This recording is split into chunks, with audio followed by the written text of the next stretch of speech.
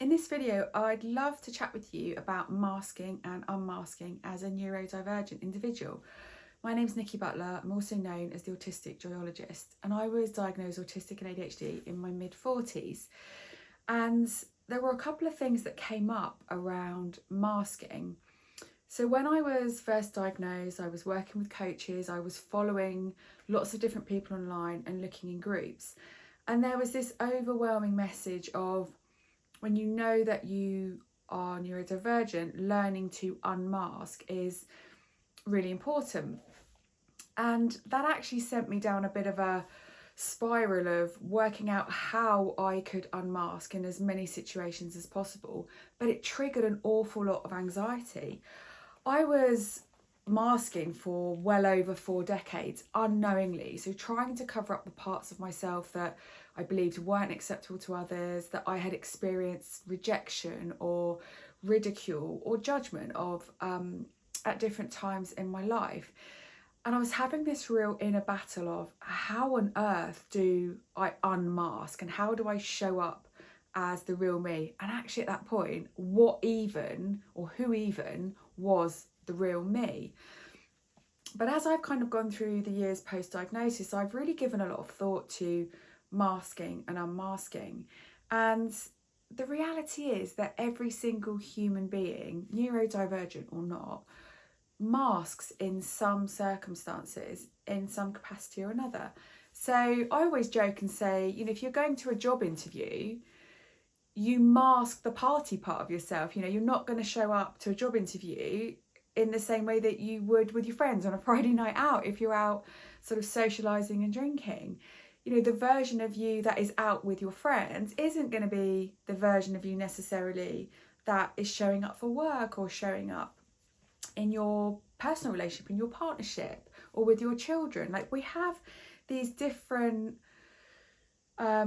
ways of being depending on the environment, the people we're with, how we're feeling, and whether that is like a work, a professional, personal, social context. And that really helped me to kind of think about my own version of unmasking. And so the way that I look at it these days is, if I believe that being the truest version of myself, so unmasking, is in my interest and the interest of other people, then I absolutely do make the effort to do that. So for example, with my family, they understand that I'm autistic and ADHD. They understand the things that are challenging for me, or the way that I am. And so I no longer feel that I have to hide parts of me that would have perhaps irritated them before, that they didn't understand. We've taken time to talk about the experiences that I have, the way that I used to sort of mask and cover things up, and I now have a much more authentic and calm way of being.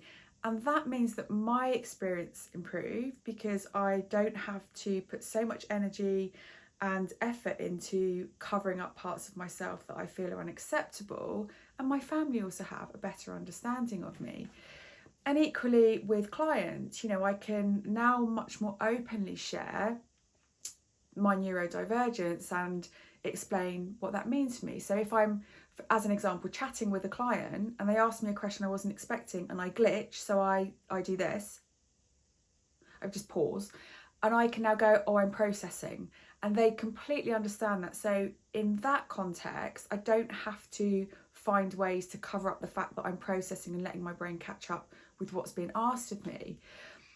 But there are still situations where masking is incredibly beneficial for me, and in social situations, or if it was a networking professional environment, I would have to put an awful lot of effort and energy into showing up and focusing on the way that people are conversing, listening to what's happening, because the sensory overwhelm of a lot of people, bright lights, lots of noise, lots of unexpected questions or interactions is incredibly difficult for me to manage. And if I was to completely unmask and share what that experience is like for me internally, that doesn't make me feel good. It doesn't enhance the environment that I'm in, the situation that I'm in, and it won't improve the relationships that I have with people. So in those examples, I would perhaps take fidget toys, I would take a soother, I would have ear loops in that all help me to manage those situations. I can go into some of the social events or the networking events. I can be the best version of myself with an element of masking.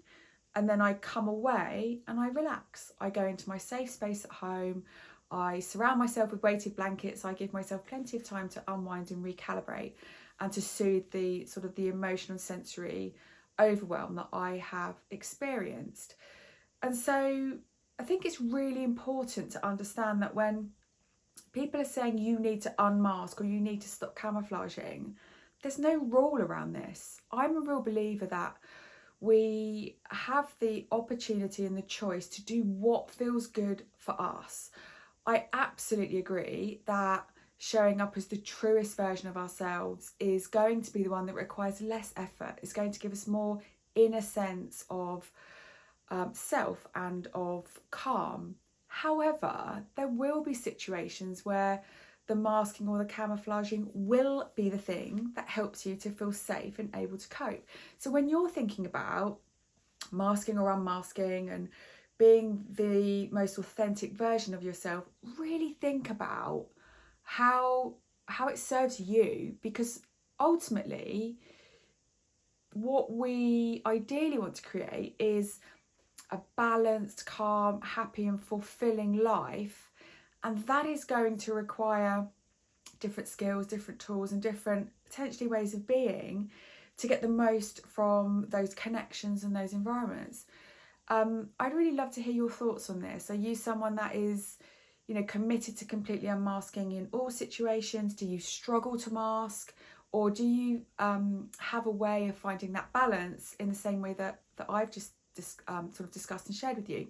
Drop your comments below or reach out on the socials, or you can even drop me an email, hello@autisticjoyologist.co.uk. I hope you have a great day.